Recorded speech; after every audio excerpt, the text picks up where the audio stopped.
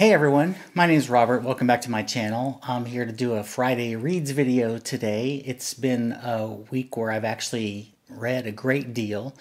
We had Hurricane Michael blow through yesterday. We had about 12 hours of rain, but it doesn't seem like we had any serious damage in this area. There was some flash flooding in the county, but not anywhere near me. So I feel fortunate that that's over with. It looks like it just absolutely devastated the panhandle of Florida, one of the most brutal storms that's ever hit there. So it seems like the storms just never end. I've been here for just about maybe 2 months now, and we've already had two major hurricanes come through North Carolina, so I'm done with that. Two quick announcements. The first one is about the BookTube Literary Prize that I'm starting next year. I'm still trying to recruit some new judges. I have probably just barely enough judges for round one, but there are always things that come up where somebody can't judge who thought they might be able to judge. So I really need a good handful of more people who are willing to judge to let me know, so we can have definite replacements if somebody, at the end of December realizes that they just can't judge because of something that comes up in their lives. So please let me know. I did start a preliminary website for the prize, and I'll link that in the description box so you can go read a little bit about it.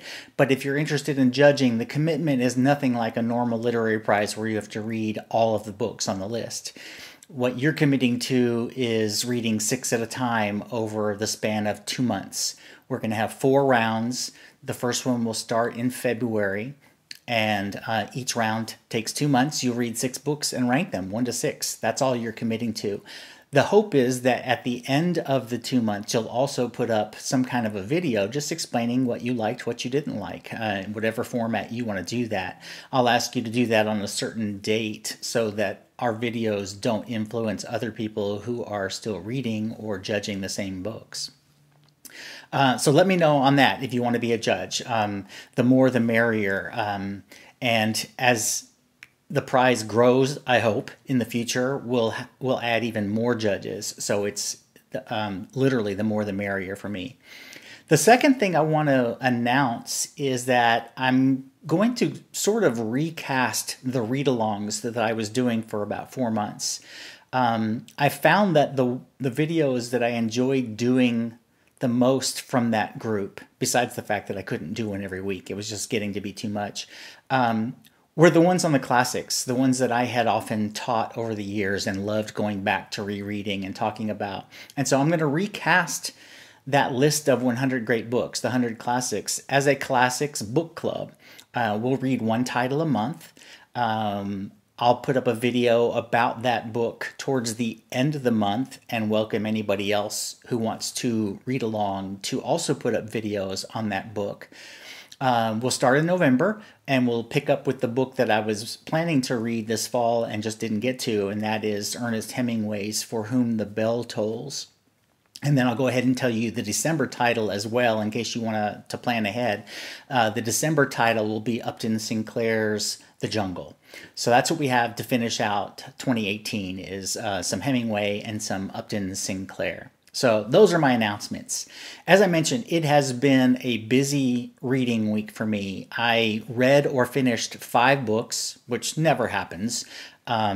Only one of which was really an ongoing read. The other 4 were new. And then I've started 3 more books that I won't talk about in great detail. I'll save them for next week's Friday Reads. But let's talk about the 5 that I did finish. The first one is I believe it's a debut novel by Crystal Hana Kim called If You Leave Me. If you've watched my channel for any length of time, you'll know that I've been reading a lot of Korean stories or Korean literature in the last several months, and this is another one of those stories. It's set during the Korean War initially, and it focuses on 3 characters who are refugees from the northern parts of South Korea. And they've gone all the way down to Busan in the south as refugees. And it focuses on 2 cousins and a girl that they know. And the first third of the book or so, I really enjoyed the refugee experience. I really enjoyed reading about what they had to do to survive and to try to find dislocated families and things like that. I thought that was really well done. But then I'd say the bulk of the book focuses on their experience after they start going back north after the war is over. The girl is in love with one of the two boys, but she ends up deciding to marry the other one because it will provide her a more secure future. And then the book is about their interrelationships over the next however many years, including the families they have and so on. And I have to admit that as the book went further and further into their stories, I lost interest. I think part of it is the book is too long. It's 420 pages or so, and I think it easily could have been 100 pages shorter. I just think it just went on too long, and the ending of it kind of got tedious to me. But more importantly than that is there wasn't anything really to care about with these three characters because they're all pretty awful, self-involved people.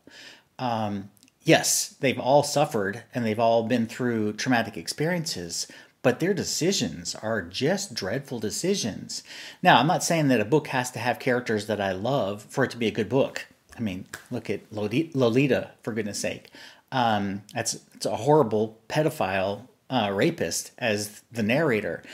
But the fascination is in his justifications for what he does and for the language that he uses. The brilliance of the narrative itself makes you want to keep reading that book, even though you hate what he's done to this poor girl, Dolores. In this book, I don't care about the three characters because they're just awful people.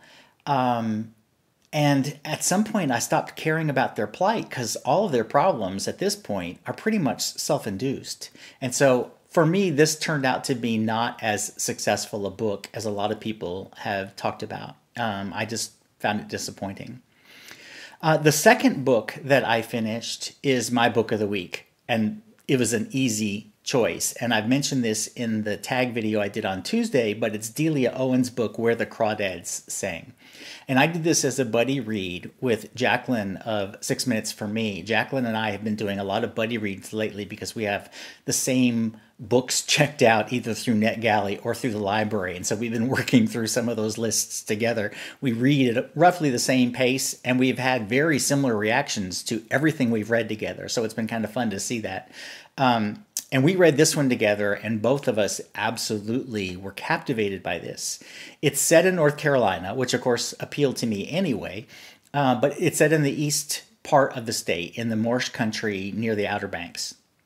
And it's the story of a young girl named Kaya. At the beginning of the story, she's about 7, and she has several siblings, and her mother all live together with a very abusive alcoholic father. And at the beginning of the story, the mother walks away. She just can't take it anymore. She's been hit one too many times, and she leaves. And she just walks down the road, and Kaya never sees her again. And then in short order, all of her siblings walk away as well because the father turns to beating them more often when the mother disappears. And then the father even disappears for a while, and Kaya is left alone as a 7-year-old to figure out how to survive in the marsh. The truant officer shows up, takes her to school. She stays at school for exactly 1 day because, of course, the other students are brutal to her. They call her the marsh girl. They think of her as marsh trash. She's never been to school before, so she's behind. She can't read, and she just refuses to go back. And she's so savvy that she manages to outwit the truant officer's attempts every time they come to take her to school or to social services or whatever. And so she learns to live on her own and how to make money in the marsh by digging mussels and selling them, just everything that she has to do to survive. She meets a young man who was a friend of her brother's. His name is Tate, and he actually helps her with directions one time when she gets lost in the maze that is the marshes. And he asks her if she wants him to help her learn how to read. He teaches her how to read and starts bringing her books and things like that, and she becomes self-taught. And she becomes a naturalist over the years, one of the most famous in the region. Although everybody doesn't really know it's her. She's a recluse. She hides from people because she doesn't trust people. And she also meets another guy that she knew from the area and that she had gone to school with that one day, and that she knew his name is Chase. And the book tells you right in chapter 1 that this is a murder mystery, that Chase dies in chapter 1. In 1969, there's a gap of about 15 years or so between the beginning of Kaya's story and when Chase dies. And because she is so suspicious to the community, and because she had at one point dated Chase, she becomes a suspect, and a lot of the second half of the book is where she is tried for Chase's murder. So it is a murder mystery, but it's also a love letter to this region of North Carolina. It is a fabulous coming-of-age story of a very strong, smart young woman who, once she becomes educated, becomes a terrific scientist and naturalist. And I just absolutely loved it. The murder mystery will keep you hooked literally to the final page. The resolution doesn't come to the final page. And as I mentioned to Jaclyn, and I mentioned in my video on Tuesday, I was really angry because I thought Delia Owens was going to leave us without a real resolution. It was going on too late. But she gives you one, and it's a good one. And I really absolutely love this book. It is a debut novel, although it's not her first book. She co-authored 3 nature books years and years and years ago, one of which I also read and loved, Cry of the Kalahari. But this is her first fiction, and it is definitely terrific. And I talked with her briefly on Instagram, and she is writing a second novel right now, so we have that to look forward to. So that was my book of the week, by far. The next book I finished was the one that was dragging on for a while and hanging over my head, and that was Robert Penn Warren's All the King's Men. And I have to admit, I did like the last quarter of the book better than the rest, because I think during that part of the narrative, he spends more time actually talking about what happens in the story and not just these poetic flights of fancy. Robert Penn Warren was also a famous poet. He was the poet laureate, and so it's not surprising that he goes off on these tangents that are poetic but don't advance the story. It kind of struck me about halfway through this book that it's similar in many ways to The Great Gatsby. In Fitzgerald's book, the narrator is a first-person narrator, but it's not a main character. It's an observer. Nick Carraway is the observer in the book. And that's true in All the King's Men, too. This is the quintessential 1930s political novel. It was written in the 1940s, but it's set in the 1930s. And it's about the famous Louisiana governor, Huey Long, although he's called Willie Starks in this book. And it's written from the point of view of one of the people who works for him, but never really trusts him and knows what kind of a person he is. And it's interesting, but it could have been so much more interesting if, like The Great Gatsby, it had been a brief, concentrated novel. The Great Gatsby is about 50,000 words long. This book's nearly 200,000 words long, and there's no more story here than there is in The Great Gatsby. In fact, there may be even a little bit less. And so I think it's bloated, it's self-indulgent, and I am not a big fan of it. I'm glad I've read it. I will probably never read it again. But it's done. It was one of the books that was on my 100 Essential Novels poster that I was doing the read-alongs for. Okay, the other novels that I read this week, one of them is a brand new one by Christina Dalcher, I think is how she pronounces her name, and it's called Vox.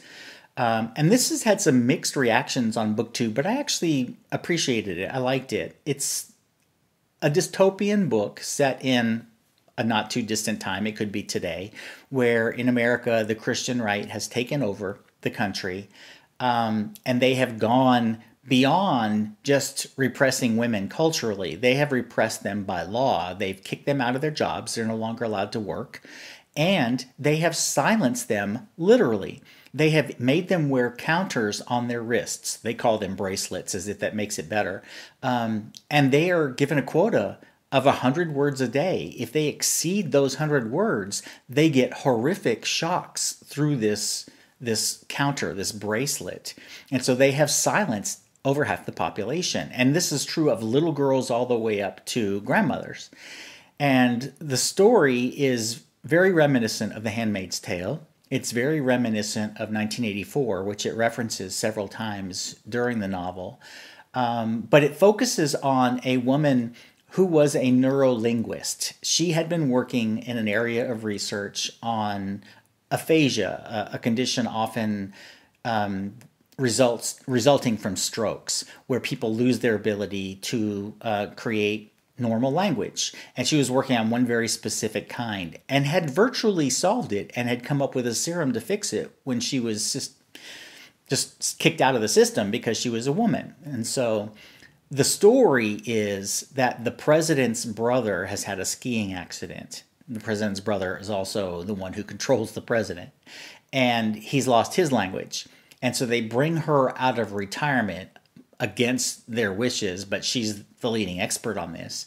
They bring her out of retirement and give her an extremely strict deadline under very scrutinized conditions to find a serum to fix this. But what she quickly realizes is that there are some nefarious purposes of her work being planned as well. And so the rest of the book is about her resistance and the other people who help her and so on.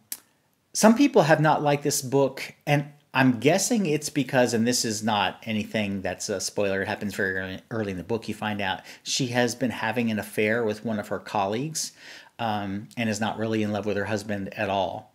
And I think some people were offended by that, but, you know, too bad. I mean, it's just the way it is. And it's a good part of the story because the person she's having an affair with is also one of the researchers that she's working with under these government conditions. And so they're both working for the government and against the government at the same time. And I actually thought it was pretty good. It read very quickly. It was a really compelling story for me. And then the last one is another debut novel by Lisa Halliday called Asymmetry. I read this one. I got pulled in as a substitute judge for the Mako Prize, the literary prize at my former school. And I read this one with some hope that it was going to be really interesting. The reviews I read of it were really good, and some people here on BookTube, even some of the people who follow my channel, had mentioned that they really enjoyed it. And it's really two different stories. The first third of the book or so is the story of a young woman, Alice, who ends up in a very bizarre relationship with an older man, a writer, and she wants to be a writer too, and they meet and have an affair.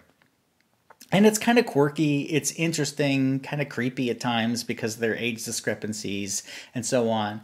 But I thought it was entertaining enough, and it kept me reading. And then it switches to the second story, which is set in 2008, and it's about a man who is working on his PhD in economics in California. He was born on a flight from Iraq to the United States. His family was emigrating from Iraq to the United States. So the way the laws worked out, because the flight originated in Iraq, he was granted Iraqi citizenship. But because he was born in U.S. airspace, he was also granted United States citizenship. And he is traveling. I think he's going back to Iraq. I think he's going to Kurdistan to visit his brother. And he's traveling through the UK to visit a friend of his that he had done an internship with many years ago when he was in the UK. And then he's got a flight through the UK into Turkey and on to his home. And he's held at the UK border. They're questioning things like, why do you have two passports, blah, blah, blah. And so the whole section of the book is him being detained and ultimately denied entry into the UK, but he's having all these different flashbacks. And there were so many people in this section that I wasn't really sure who they were or why he was telling us about them. And there were so many different jumps in time, and it became so political about the situation in Baghdad that I really lost the train in the second part of this. And it's probably at least half the book, the second part. The third part goes back to the older author from part one, Ezra. He's doing an interview talking about the music he likes and how that relates to the books that he's written in his writing career. And it's a really creepy interview. He doesn't recognize boundaries very well. And in the Me Too movement, he would definitely be called out. And